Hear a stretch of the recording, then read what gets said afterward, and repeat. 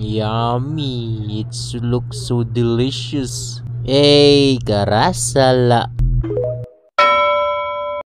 So guys, punta na naman tayo ng palengke. Bili tayo ng talong. Talong ko.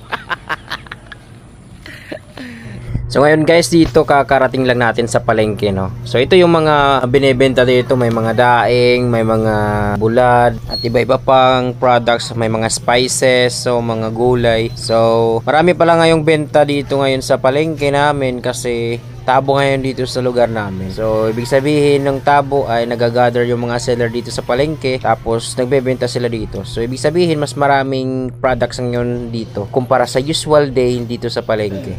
Tapos marami ka pang mapipilian, marami ka pang mabibili na mas mura kaysa sa normal days sa palengke. So ngayon guys ay pumipili nga ako ng talong kasi yun ang pinaka-goal ko ngayon dito sa palengke.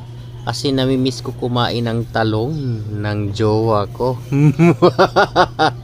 So konting kalam lang guys. So pagpili ng talong, so piliin mo pa rin yung walang butas. Kasi pag may butas, syempre obvious yan na may uod yan sa loob. Pangalawa naman ay piliin mo pa rin yung malambot. Kasi pag medyo matigas yan, isa din yan na senyalis na may uod din yan sa loob. 90% yan. So tas mas maganda rin bumili ka ng talong na hindi masyadong kalakihan, hindi man masyadong kaliitan.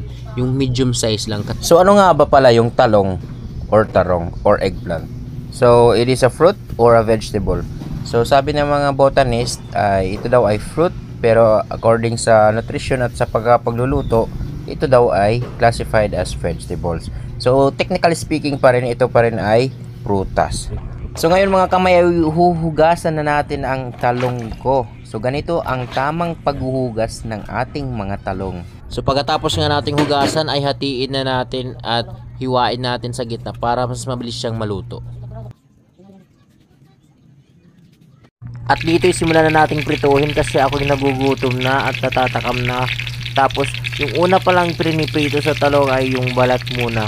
Kasi pag inuna mo yung sa may laman ay sisiksik yung mantika dun sa loob ng laman. Tapos magiging oily na yung talong mo. Dito nga guys ay pwede na nating kunin at parang luto na. So pwede na natin tong kainin. So ito pala yung itsura niya, oh, parang nakakatakam na. Ang sarap.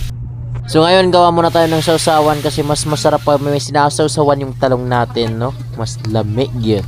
So mauna na itong sausawan ron na itong gimo. So simple lang, toyo at saka limonsito lang na lami na ni. So ito na guys yung finished product natin. Nako, ma-brown pa. Ang sarap. So nakakatakam. So amoy pa lang ulam na. So ngayon guys, tikman na natin yung ating niluto. At yan ang brown. Masarap. Nakakatakam talaga.